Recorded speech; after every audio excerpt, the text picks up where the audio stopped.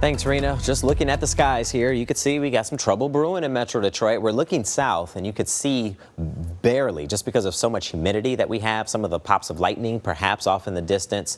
But what I'm going to add here is the fact that the humidity is the key. That's what's fueling these showers and these thunderstorms, and also providing that heat index. So let's talk about the radar. The only warning that we have, strongest storm in Metro Detroit, is located right here, southern Wayne County, heading down Telegraph, heading down I-75 near Flat Rock. This warning remains in effect until 12:45 p.m. This includes Monroe as well as Wayne. I would say the worst of this has already blasted through Flat Rock, closing in on Rockwood right now, and that's just based off the radar signature alone. Gusts could easily climb up to 60 miles an hour, which is why this was issued to begin with, because of its damaging wind potential. Just the way the atmosphere is set up, there's not a ton of shear or a change in wind direction with height.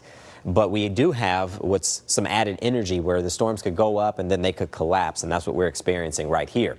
One thing I'll also add is that with the wind gust and the speed, this thing is going to be out of here pretty soon. It's only moving at about 35 miles an hour, but just a heads up for areas near Millville Beach as well as Gibraltar, and Berlin is closing in on you as well as this storm gets out of here. One thing I will add, I just want to take a look at one more product here, and that's going to be the fact that we have just zooming out, you can see the perspective. If you look out to the west, more storms are just flaring up just to the west of Ann Arbor. That's going to give us a pretty good opportunity to pick up more of this activity, where it could lead to some very heavy rainfall that can cause some issues with flash flooding in some spots, because the storms will be training one behind the other. We haven't seen any reports of any hail up to this point, but once again, this is going to be a long day as far as storms are concerned, because they're going to be out there on occasion. You see them firing up. The green color, that's a marginal risk for severe weather. So before the warnings come and the watches, we get the outlooks usually, and it shows that we'll be dealing with this type of setup for most of the day.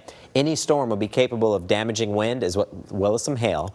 I will add that the flooding rain is the primary concern, just because of, I mean, you're walking through, you feel the humidity. Storms could tap into that, and they could really do a number as far as producing some heavy rainfall. So we'll have storms in the area. So first pitch will be at 1:10. Yes, I think we can get the game in, but it could be impacted by some way with the weather. As you know, lightning near Comerica Park will cause a rain delay almost immediately, just out of safety for everybody. So we'll keep an eye on that. I do think we can get the game in, but a rain delay is definitely not impossible. The opportunity for the showers and storms very high for the moment.